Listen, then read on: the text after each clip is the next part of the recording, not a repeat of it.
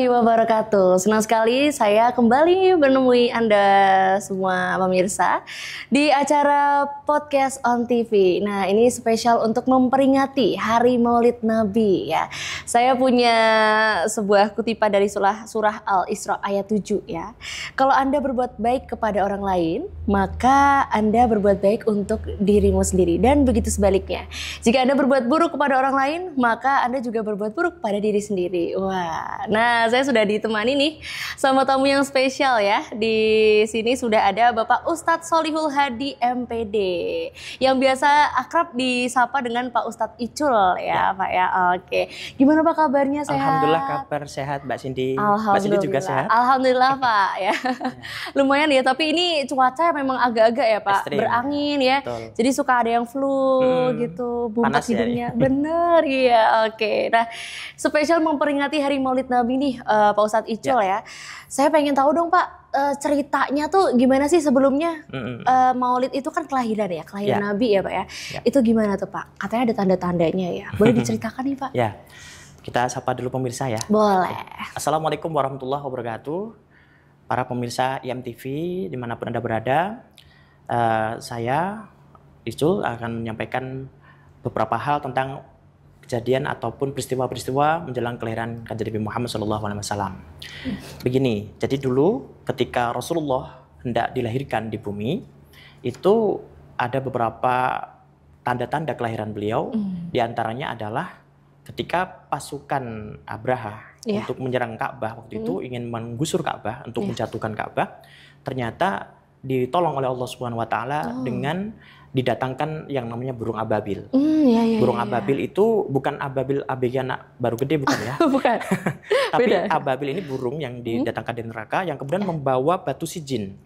Nah, batu sijin inilah kemudian dijatuhkan kepada pasukan Abraha, yaitu bergajah waktu itu, sehingga mereka rombongan pasukan gajah ini yang ingin menghancurkan Ka'bah runtuh dan luluh lantah. Jadi semuanya pada tewas, kemudian mengering seperti daun yang kering gitu. Nah, ini sudah diceritakan di dalam Al-Quran dan itu sudah masyhur dan diketahui oleh banyak dari kalangan kita.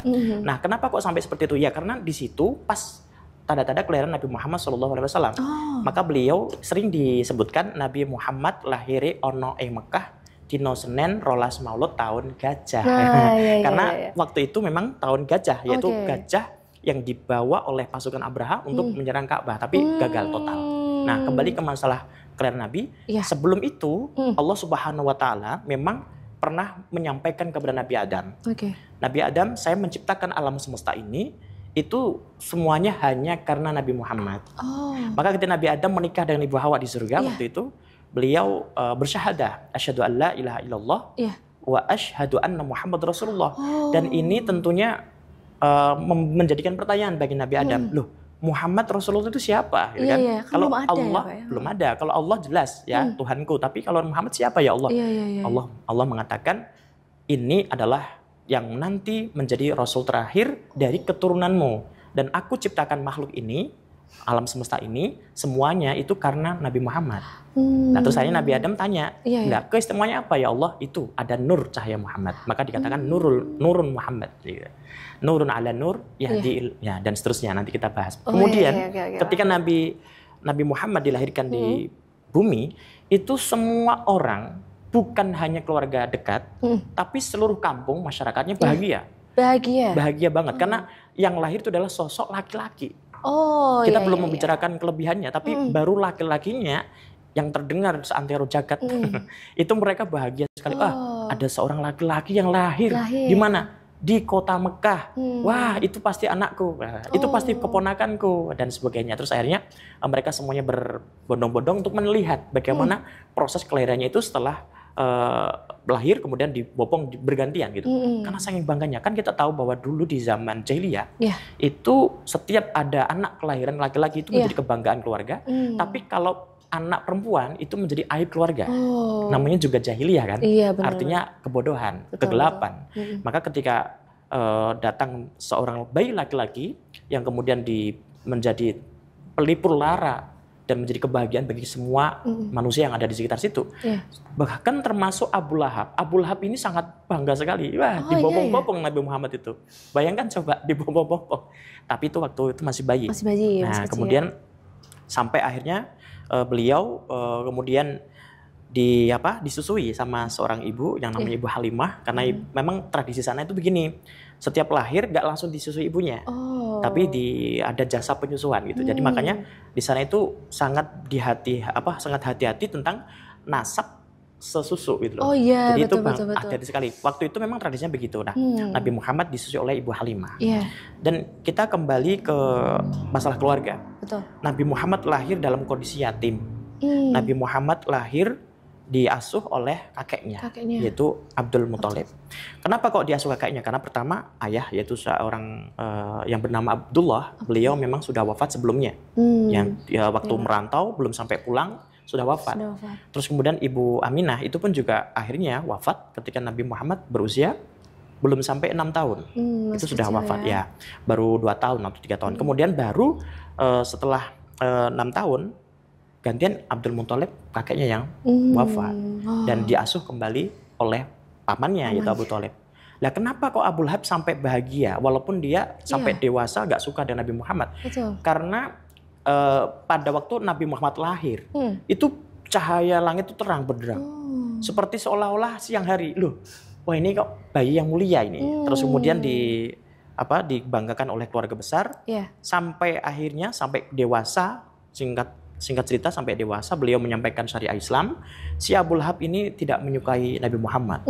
Tapi ketika Nabi Muhammad membaca Al-Quran dengan suara merdunya, misalkan qul uhiya ilayya annahu istama'a nafarun minal jinni faqalu gitu misalkan gitu. Itu Abu Lahab tuh dengar, wah bagus banget ini ponakanku nih. Bangga sebenarnya ya, Pak. Ngintip dia. Tapi begitu Nabi Muhammad keluar, apa kamu? Cutek lagi. Itu Nabi Muhammad. Jangan. Nah, Nabi Muhammad ini punya beberapa hikmah atau punya beberapa kelebihan. Salah satunya adalah akhlak beliau yang begitu luar biasa. Mulia. Salah satunya adalah akhlak mahmudah, yaitu kesabaran menghadapi ujian. Yang ini mungkin bagi para audien atau para pemirsa IMTV dimanapun ada berada, yang muda-muda terutama, ini kan seringnya ada ujian ya. Betul. Jadi lagi jalan ban kempes ujian, kemudian uangnya habis di kos ujian. Nggak bisa makan ujian. Nah itu sabar gitu. Tapi Nabi Muhammad itu sudah biasa sabar itu. Sampai akhirnya beliau ketika berdakwah, berdakwah itu luar biasa itu. Ujiannya tuh saking banyaknya, beliau dilempar kotoran, kemudian dicaci maki, sampai akhirnya sempat sakit hati. Makanya Nabi Muhammad kan ada cerita beliau tuh self healing. Self healing tahu ya? Self healing itu adalah menjaga atau menyembuhkan sakit hatinya dengan caranya sendiri, yaitu taqarrub kepada Allah. Ala bi dzikrillah tatmainnul qulub. Kemudian la ilaha illallah, itu salah satunya self healing beliau. Kemudian sholat 2 rakaat. Termasuk ketika beliau di Gua Hira. Kita tahu Gua Hira itu tinggi loh. Bukit ya. Bukit. Ketika naik di sana itu memerlukan waktu yang panjang dan terjal. Nabi Muhammad sampai naik ke atas. Dan kalau kita lihat anak-anak sekarang kan suka ke puncak itu kan. Itu berarti kalau kita niatkan baik, saya ijba Rasulullah ketika beliau ingin melaksanakan self healing, itu sampai ke puncak, di sana taqarrub, sholat di dalam Gua Hira-nya. Nah kalau sekarang kan mungkin ada perbedaan, anak-anak muda sekarang ada yang sholat, ada yang malah hanya pacaran. Selfie aja Pak. Selfie aja. Itu Rasulullah begitu self healingnya sampai ke puncak. Gitu ya. Sampai kemudian sholat 2 rakaat, kemudian zikir, sampai pada waktunya malaikat Jibril membawa wahyu, yaitu Al-Quran surat Al-Alaq ayat 1-5. Iqra bismi rabbikal ladzi khalaq. Waktu itu Nabi Muhammad takut ya, karena belum pernah ketemu sama malaikat Jibril ini siapa, sosok orangnya ganteng sih tapi menyeramkan gitu kan. Karena berbeda fisik dengan kita. Terus kemudian Iqra ya Muhammad, kata Nabi, ma ana biqori'in. Kemudian Nabi Muhammad sudah sampai 3 kali beliau tidak bisa membaca, akhirnya diajari oleh malaikat Jibril. Nah ini yang mungkin orang-orang semakin yakin bahwa ketika Nabi Muhammad pada saat itu tidak bisa baca, tidak bisa menulis, tapi bisa menyampaikan risalah yang luar biasa, itu berarti bukan dari sumber ide sendiri, tapi itu adalah wahyu Allah. Wahyu Allah ya Pak ya. Wahyu Allah Subhanahu Wa Taala, dan wahyu Allah itu kemudian disiratkan di dalam sebuah ayat, wa ma yantiqu 'anil hawa in huwa illa wahyu yuha. Jadi tidak ada yang disampaikan oleh Nabi Muhammad itu dari hawa nafsunya, kecuali itu adalah wahyu dari Allah Subhanahu wa taala. Maka ketika ada kelebihan beliau menyampaikan tentang lalat yang kemudian jatuh di air minum, kemudian kata Nabi langsung celupkan semua aja gitu. Kenapa? Karena ketika di kiri ada penyakit, maka di kanan ada obat. Gitu. Ada syifa di situ. Dan itu ternyata sampai sekarang itu masih relate ya, masih bisa dibuktikan kebenarannya bahwa setiap lalat yang hidup itu memang mempunyai dua bilah pisau. Yang pertama adalah obat, yang kedua adalah penyakit. Nah ini terjadi dan Rasulullah bukan seorang ilmuwan. Berarti yang disampaikan beliau itu adalah wahyu yang disampaikan langsung oleh Allah melalui malaikat Jibril. Oh iya. Salah satunya itu. Kemudian tentang kecintaan ini. Jadi orang Jawa itu sering mengatakan gini, ayo mauludan. Mauludan, ya. Maulidan, gitu kan? Karena disingkat juga tuh. Singkat. Mulutan. Mulutan. Nah, kalau mulut beda. Kalau mulutmu harimaumu. Bukan itu. Tapi mauludan itu bayi yang dilahirkan. Kalau maulidan adalah hari kelahiran. Jadi kalau misalkan Mbak Cindy bilang memperingati maulid Nabi, berarti memperingati hari kelahiran Nabi. Kalau Mbak Cindy bilang gini, memperingati maulud Nabi, berarti memperingati seorang bayi yang berupa yang adalah beliau adalah seorang nabi. Berbeda. Beda. Kalau maulud itu bayi yang dilahirkan. Karena itu masuknya dalam isim maf'ul. Isim maf'ul itu adalah objek. Ya. Kemudian kalau maulid itu kan masdar. Jadi itu adalah hari kelahiran dan sebagainya. Nah, makanya gini, sering di Jawa itu orang-orang kampung kita itu sering ada kekeliruan di situ. Ya mulutan ya. Makanya ada yang meletuk, aja mulutan mulutmu. Gitu kan. Betul. Tapi nggak gitu lah. Kita harus senang gitu. Makanya kita nggak heran Mbak Cindy, di mana-mana di kampung kita ada acara rame-rame dan ada makanannya. Betul, doa bersama tuh kumpul bahkan bareng. Mbah Abdul Hamid Pasuruan itu sering pesan kepada santri begini. Kalau di hari Maulid itu sebisa mungkin dikasih sedekahan makanan yang maksimal.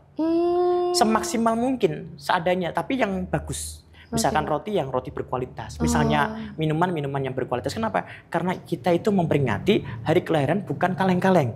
Tapi hari kelahiran orang termulia. Manusia tersempurna, yaitu Habibullah, kekasih Allah Subhanahu wa taala.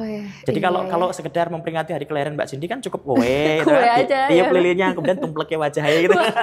Kan sayang kuenya sebenarnya, Pak. Kan gitu kan disiram-siram air, kemudian kadang-kadang kalau ada kolam renang bahaya ini. Ceburin. Tapi kan itu kita. Tapi ini yang kita peringati orang terkasih, orang termulia. Dan satu-satunya nanti akan bisa memberikan syafaat. Maka ayo kita hormat dengan maksimal gitu. Jangan malah eman-eman begitu. Malah kadang-kadang dijak urunan di kampung. Ayo urunan Bapak Ibu, ada duit.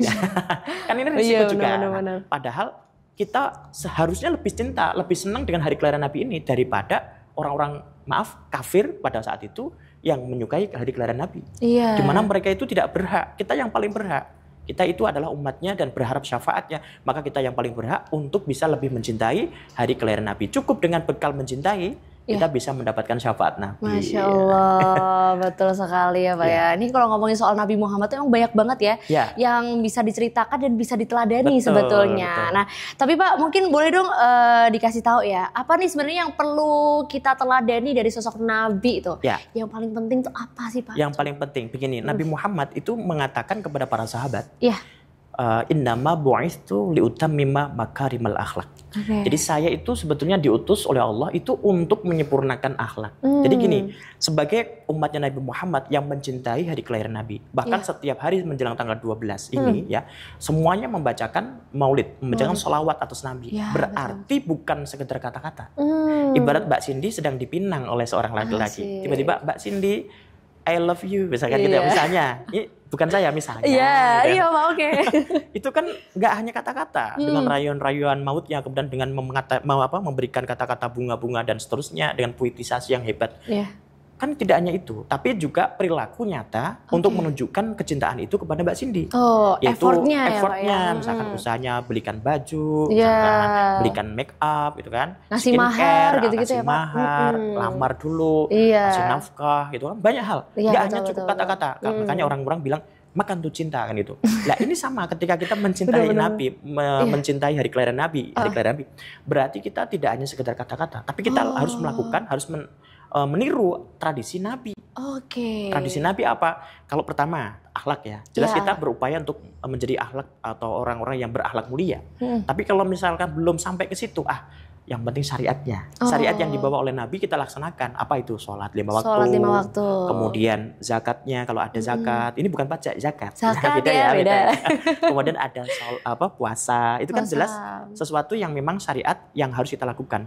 Kalau kita melakukan itu semua, cinta kita nggak hanya kata-kata, tapi saya membuktikan bahwa cinta saya kepada Nabi saya imbangi dengan perilaku syariah yang diperintahkan oleh Nabi kepada saya. Gitu. Siap. Ya. Jadi jangan cuma ngomong aja nih Pak ya. Iya. Jangan cuma nih rame-rame untuk memperingati Maulid ya, terus beli jajan yang mahal-mahal. Tapi giliran itu azan tuh antar aja deh. Ntar aja malah lewat. Ada yang bahkan pakai bendera loh. Bendera apa Pak? Ya Nabi salam alaika gitu kan, pakai bendera itu. Salawat. Iya, benar. Saya salut itu, saya respect juga gitu. Tapi habis itu jangan terus benderanya ditaruh kemudian lupa nggak sholat. Nah, kadang-kadang sampai malam jam 12 malam gitu kan. Kemudian dia pulang-pulang ternyata ketiduran sampai subuh. Belum Isya padahal dari tadi. Nah, aja belum. Soalnya dia cari tempat kalau nggak lebih awal berangkat. Oh iya, benar Pak. Iya, benar banget. Ya boleh mencintai ya, sholawatan boleh, tapi kewajibannya jangan dilupakan. Oke, wah ini semakin asik nih obrolan kita tentang Nabi Muhammad SAW ya, pemirsa ya. Tapi ada yang mau lewat, jadi jangan kemana-mana, tetap di Podcast on TV.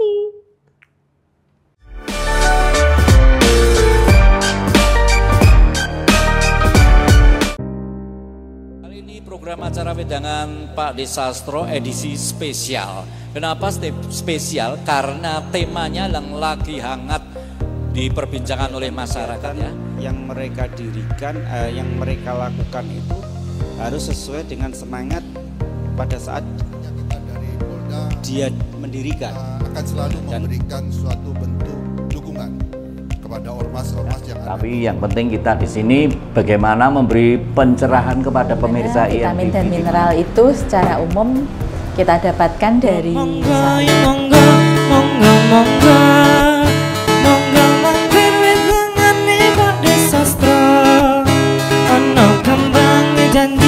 ono kembang tresno giliran ning ati gawe lega.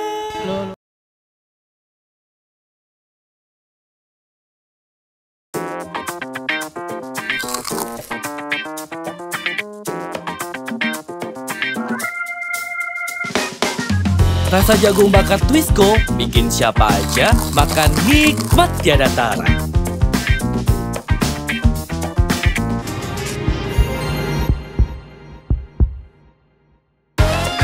Twisco, jagung bakar snack yang enak bingit. Dari Siantar Top, rasanya pasti top. Digenggam? Diremes? Mau! Campuran bumbu dengan rasa ayam kecapnya. Enak! Pada nggak tahan ya lihat enaknya mie gemes. Yang ditabur bumbu juga enak. Mie gemes, enak, langsung dimakan. Dari Siantar Top, rasanya pasti top.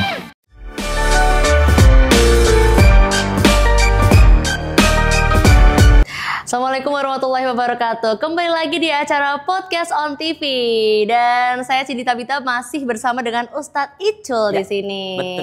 Iya.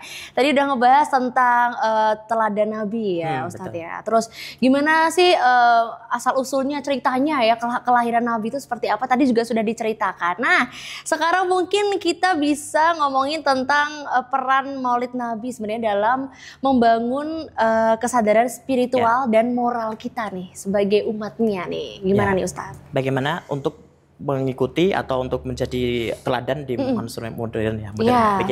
Jadi begini para pemirsa Mbak Cindy ya, bahwa kita membaca Maulid Nabi itu berarti membaca teks-teks sejarah Nabi. Jadi hanya saja kita menggunakannya pakai bahasa Arab. Oh iya. Jadi kayak Maulidin Nabi itu mulai dari Kitab Ad-Dibai, kemudian ada Al-Barzanji, kemudian ada Simtud Duror. Itu semuanya menceritakan, mengisahkan tentang Nabi. Oke. Nah, maka kalau misalkan kita bagi yang senang berselawat, ikutlah kegiatan-kegiatan yang berkaitan dengan Maulid Nabi. Contoh misalkan membaca tiba di masjid ataupun mushola terdekat, atau mengikuti pengajian umum tentang Maulid Nabi. Dan di situ nanti ada asrokol dan seterusnya, itu adalah puji-pujian atau sholawat atas Nabi. Nah, kenapa kok di situ lebih banyak ke sholawat? Karena memang sholawat itu merupakan perintah. Ya, walaupun perintah itu tidak secara langsung. Kenapa? Karena awalnya dimulai dari kata inna. Firman Allah itu kan gini, innallaha wa malaikatahu yusholluna 'alan nabi. Jadi inna itu litaukid. Litaukid maknanya adalah sungguh-sungguh, atau ini penekanan gitu. Penekanan bahwa Allah, sesungguhnya Allah dan para malaikat itu membaca sholawat atas Nabi. Maka shollu alaihi wasallimu taslima, maka bacalah sholawat atas Nabi ya gitu. Nah, makanya rata-rata kalau misalnya kita melihat, loh di sana ada sholawat, di sini ada sholawat, kok sholawat semua? Nggak jenuh lagi gitu kan? Nggak akan jenuh, karena itu pahala. Pahala sekali. Jadi sebetulnya Nabi Muhammad nggak butuh sholawat kita sih sebetulnya. Cuman kita yang butuh itu. Benar ya Pak. Dan kalau kita ibaratkan air satu kolam yang sudah penuh, kita isi dengan air lagi, maka pasti akan terjadi itu luber itu ya. Lah luberannya itu kan ke bawah, dan ke bawah ngenai kita yang ada di situ. Ya kan? Maka sebetulnya Nabi Muhammad sudah penuh gitu, tapi kita kasih luberannya supaya kita bisa mendapatkan keberkahannya. Gitu maksudnya. Selawatnya. Lah bagaimana kita bisa meneladani atau keteladanan Rasulullah itu di era modern saat ini? Betul. Salah satunya begini, hal berpakaian. Dalam surat An-Nur dijelaskan pakaian itu kan yang perempuan harus menutup aurat misalnya. Betul. Semuanya aurat tertutupi. Itu primer. Jadi semua tanpa syarat ya harus tertutup auratnya. Laki-laki baina surah warubah. Jadi antara pusat dan kedua lutut. Tapi kan wagu ya. Cuma sampai maka lutut kita harus aja. pakai baju ini. Contoh ini modern. Lah kok ternyata jilbabnya bervariasi. Ada yang warna ini, warna itu, kemudian berbunga-bunga, ada kembang ini, kembang itu, terus modelnya macam-macam. Boleh, asalkan secara primernya sudah tertutup semuanya. Jangan lantas dengan memakai jilbab itu, jilbabnya itu justru masih terbuka. Iya Pak, banyak sekali tuh ya. Kayak contoh nih, jilbabnya diikat leher. Tapi nggak nutup yang lain. Iya, nggak menutup yang lain. Padahal kan ini gunanya untuk menutup ya Pak ya. Kan sekarang baru tren itu model-model jilbab. Termasuk yang laki-laki juga sama. Baju takwa misalkan kayak seperti saya, terus kemudian sarung. Ini kan bagian dari ijba ke Rasulullah. Jadi ini bagian ijba ke Rasulullah, tapi yang diterapkan di era modern. Terus yang kedua adalah berkaitan dengan komunikasi. Rasulullah itu kalau berkomunikasi itu dengan lintalahum. Apa itu? Walau kunta faddan ghalidhal qalbi lam faddu min haulik. Jadi bagaimana cara beliau bersikap, bersilaturahim, berkomunikasi dengan orang itu lintalahum, dengan perilaku yang lemah lembut. Bukan berarti lemah, itu bukan, tapi dengan cara yang santun. Yang sopan gitu, tidak kasar. Walau kunta faddan ghalidhal qalbi lam faddu min haulik. Jadi kalau kita lebih kasar, hatinya keras misalnya, itu nanti orang sekitar kita akan menjauh, kan betul ya? Iya betul. Nah kemudian dan seterusnya, maka Rasulullah itu mencontohkan bagaimana ketika berperilaku, berkomunikasi dengan kaumnya, dengan sahabatnya itu dengan cara yang lemah lembut. Jarang loh Nabi marah, itu jarang. Kalau Mbak Cindy marah berapa kali sehari? Aduh, nah itu kan? Jadi ditanya Pak, nggak kehitung. Jilbabnya kesinggal marah, cucian belum selesai marah. Iya, padahal kesalahan diri sendiri kayak naruh apa lupa, lo kemana sih gitu. Jadinya trouble ya. Nah itu, tapi Rasulullah sudah memberi contoh. Artinya kalau di era modern ini, apalagi di era post-truth ya, itu kan semua serba cepat informasi ya. Bagaimana kita itu bisa lebih percaya terhadap informasi di media sosial. Iya benar-benar. Ya kan? Terprovokasi ya Pak. Terprovokasi, ini contohnya. Dan itu di era sekarang memang zamannya lagi itu. Iya. Ya, cuman kita sebagai umatnya Nabi yang memang ingin belajar dari bagaimana cara berkomunikasi Nabi, Nabi itu sudah pernah wanti-wanti. Apa itu? Ini kafa bil mar'i kadziban ayyuhadditsa bikulli ma sami'a. Kita kalau melihat berita yang sekiranya itu cocok dengan kita, langsung kita share kan? Iya. Wah, cocok dengan gue ini, share aja. Padahal belum tentu itu benar. Karena kadang-kadang karena di era post-truth ini, orang itu melihat berita atau informasi itu dicocokkan dengan diri kita sendiri. Kalau ini cocok, pro dengan saya, lanjutkan. Tapi kalau tidak, berarti ini saya nggak ikuti. Padahal firman Allah, wala taqfu ma laisa laka bihi ilm. Inna sam'a wal basara wal fu'ada kullu ulaika kana anhu masalah. Jadi itu sudah dijelaskan kalau ada informasi apa misalkan ya komunikasi ini, entah itu kita lagi komunikasi dengan siapa begitu, itu kita lihat dulu sumbernya. ilmiah tidak, betul. ya kan? Terus ini benar tidak? Kemarin ada isu-isu gitu, kan ini lagi viral isu-isu gitu kan? Semua serba palsu kan? Betul. Ada alamat palsu. Ayu Ting Ting. Kalau itu jelas itu palsu ya, itu memang settingannya palsu. Tapi kalau yang lain palsu kan belum tentu juga. Gitu benar. Belum pernah. Nah, artinya itu adalah cara komunikasi Nabi yang perlu kita teladani di era modern ini, apalagi di era IT, informasi teknologi ini. Jadi teknologi informasi ini memang mudah menggiring opini, bahkan namimah itu cepat masuk ke sini.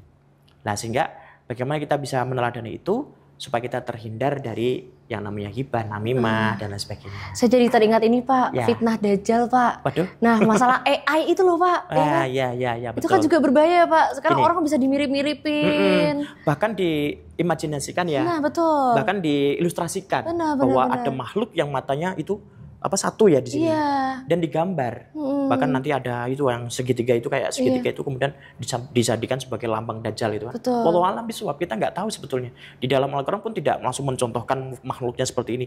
Mungkin dia menggambarkan dari penerjemahan dari makna-makna yang terkandung, contoh di surat Al-Kahfi, Dzulqarnain, terus kemudian ada sisi tembok besar dan sebagainya, kemudian dijadikan sebuah ilustrasi AI kartun ya, atau apa itu animasi. Nah, ini yang dipercaya oleh orang-orang yang sedang senang-senangnya memainkan media sosial. Nah, ini kadang-kadang kita juga perlu jeli dalam memberikan pengarahan ataupun kita mengikuti sebuah informasi itu. Apakah ini informasi benar atau tidak? Karena belum ada kejelasan juga, bahkan orang bilang ini ada Imam Mahdi baru datang gitu kan. Benar. Ini bahkan ada sosok tokoh kita dikatakan sebagai Imam Mahdi. Benar. Padahal Imam Mahdi itu ntar masih lama sekali. Dan sekarang kita fokusnya adalah bagaimana ketika mendapatkan informasi itu, ya seperti yang walaupun yang ngomong adalah seorang public figure. Iya. Maka dikatakan orang terpercaya. Kan biasanya kalau public figure udah bicara, nanti kan kita ikut-ikutan. Itu kan betul itu, apalagi ustaz terkenal ya kan. Benar. Makanya alladzina yastami'unal qawla fayattabi'una ahsana. Jadi silahkan siapapun yang bilang itu ambil yang paling benar. Tentunya kita mengkomparasi. Jadi informasi dari para masyayikh, para ustadz kita, apa yang referensi yang sudah kita baca, apa yang sudah kita pelajari, kemudian dari ustadz siapa, kita combine kita lihat semuanya. Oh, ternyata ini belum sesuai, berarti kita nggak usah ikuti. Apalagi kalau animasi tentang fitnah Dajjal, kemudian ada gambar bumi dulu. Ya itu ilustrasi. Jadi bukan sesuatu yang tepat seperti itu, karena wallahu a'lam bishawab nggak ada yang tahu. Iya, nggak ada yang tahu. Bahkan kemarin film 2012 juga digambarkan kiamat. Iya, nyatanya sampai 2000 berapa ini? Dan yang pertanyaannya tuh kok kameramen selamat? Iya sih, benar. Lah itu kan, ya kok semua hancur kok ada yang masih nyuting, berarti kan dia masih ada yang selamat ya. Berarti belum habis itu. Oh iya, berarti sekali lagi mengingatkan ya kepada pemirsa semua, kalau mendapat informasi, berita-berita, dicek lagi Pak ya. Dicek lagi, ditanyakan sama kalau perlu yang ngasih itu berita ditanya, ini kamu dapat dari mana nih? Nah gitu, betul, jangan langsung nge-share. Itu mencontoh Rasulullah. Bahkan Rasulullah sempat agak sedikit marah itu ketika ada sahabat yang nge-share begitu saja. Oh, pernah juga tuh di zaman Nabi tuh. Makanya itu kan hadisnya ada itu. Apa itu Pak? Itu dari Abi Hurairah. Makanya yang tadi sudah saya sebutkan. Kamu bisa dikatakan pendusta juga kalau asal sebar loh. Artinya siap. itu pernah dicontohkan oleh Rasulullah dan diperingatkan kepada para sahabatnya. Dan sekarang itu lagi tren itu, hoax dan sebagainya. Lagi tren, makanya terjadi hal-hal yang mungkin negatif atau terjadi hal-hal yang tidak diinginkan gara-gara tren ini. Iya ya Pak ya.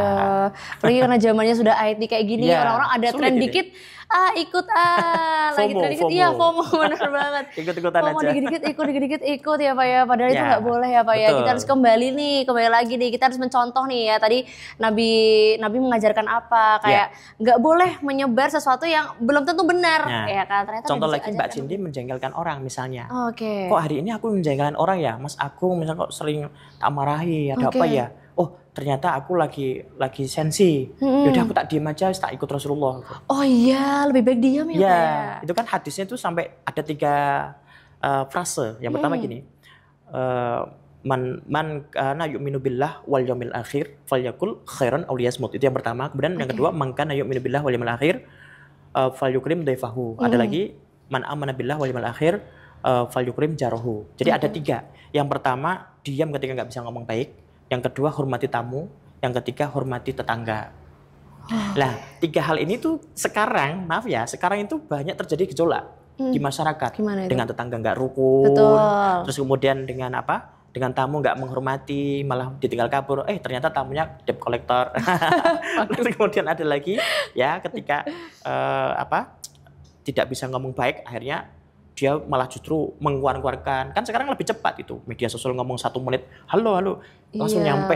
Semua 1 juta orang langsung bisa baca, tahu ya, Pak, ya, langsung dan sebagainya. Maka dari itu contoh-contoh yang sudah pernah diperingatkan oleh Rasulullah agar kita bisa melaksanakan dengan baik, termasuk bicara. Kalau kita memang bicara secukupnya, kalau nggak bisa baik, ya lebih baik diam. Kalau nggak bisa sama tetangga, nggak bisa rukun, harus rukun gitu, wajib. Gitu.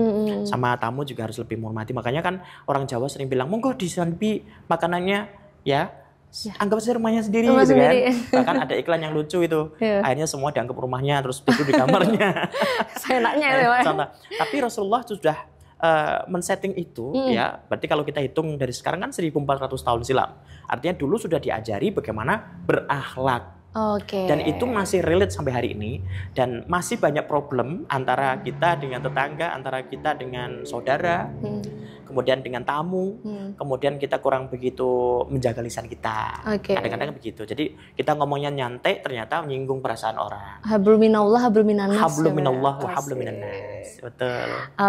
Ya. Wah, itu sangat-sangat ini sih menginspirasi sebenarnya. Mengingatkan kita kembali nih pemirsa ya, bahwa kita jangan, yang penting kan aku sholat nih, aku berhubungan baik sama Allah lah. Kalau berhubungan sama manusia nggak baik juga itu nggak bisa ya Pak ya. Allah juga nggak mau tuh. Karena gini, ada hak Adam dan juga ada hak Allah.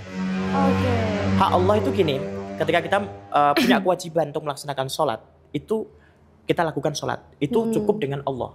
La ilaha illallah, kita sholat menghadap Allah, selesai. Tapi kalau hak Adam, ada kesalahan dengan teman kita yang belum sampai minta maaf, itu kita nggak bisa minta maaf sama Allah. Ya Allah, saya minta maaf karena saya salah sama Mbak Cindy, tidak bisa. Nggak bisa. Susah ya, harus ketemu sama Mbak Cindy, Padahal Mbak Cindy udah bilang, jadi godong orang nyuwek, jadi banyu orang nyawuk. Biasanya kan sudah saking jengkelnya gitu kan.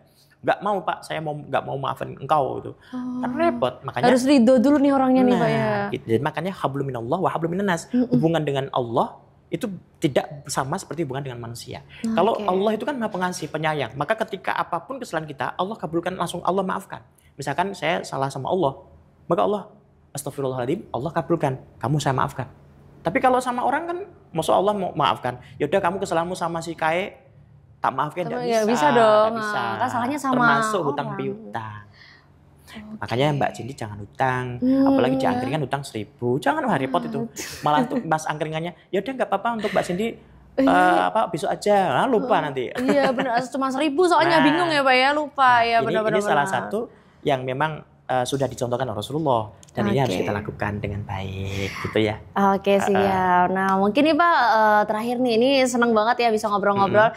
Saya mau tahu dong mungkin pesan-pesannya nih Bapak untuk pemirsa. Tadi ngomongin soal Maulid Nabi, soal sholawat, mungkin juga dikasih tahu juga mungkin manfaatnya apa sih sholawat. Nah pesan-pesannya apa nih Pak? Manfaatnya sholawat itu yang pertama mendapatkan syafaat. Kemudian yang kedua, untuk urusan dunia itu urusan dimudahkan. Dan itu sudah banyak contoh. Misalkan Mbak Cindy pengen beli mobil, ada mobil baru bagus itu dipegang itu sallallahu alaihi Muhammad, ya Allah semoga bisa mendapatkan mobil ini. Itu tujuannya adalah memotivasi. Tapi nyatanya memang sering bisa dilampaui atau bisa dilewati dengan baik sesuai dengan keinginannya. Karena bibarokati selawat, jadi dengan selawat. Kalau misalkan ada orang yang membaca selawat kok eman-eman, wah eman-eman temen wong saiki ora gelem selawat.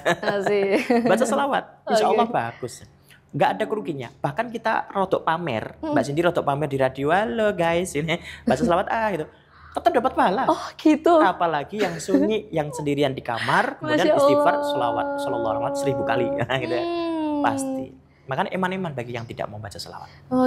Ini berarti kalau misalnya nih Pak, kita pengen punya jodoh yang baik, disolawatin aja tuh gitu, nggak apa-apa nih Pak? Bisa. Misalkan lihat opa-opa Korea, misalkan ya Allah semoga bisa punya suami yang seperti itu. Selawati. Tapi kalau misalkan nggak bisa, ya berarti ya Allah turunkan levelnya. Nggak usah. Ini tips untuk jomblo-jomblo juga nih ya, dimanapun berada. Oke, Pak, terima kasih banyak ya Pak sudah memberikan ilmu-ilmu juga nih buat saya dan juga pemirsa ya. Semoga bisa bermanfaat dan bisa mengingatkan juga buat pemirsa di rumah ya. Bisa diteladanin lagi nih untuk sifat-sifat Rasul ya. Teladan-teladan Nabi seperti itu. Oke, kalau gitu sudah waktunya mau habis, sudah habis malah ya. Kita mau pamit dulu, terima kasih banyak sebelumnya untuk Bapak Ustadz Icul ya sudah memberikan cerita-cerita Nabi, Maulid Nabi ini ya Pak ya. Kalau gitu saya Cindy Tabita dan juga Ustadz Icul mau pamit. Dan terakhir sebelum pamit ya, sebaik-baiknya manusia adalah manusia yang bermanfaat bagi manusia lainnya. Wassalamualaikum warahmatullahi wabarakatuh dan sampai jumpa. Terima kasih banyak. Sama-sama Mbak Cindy, sampai ketemu lagi. Iya, saya selalu ya Pak. Amin. Ya.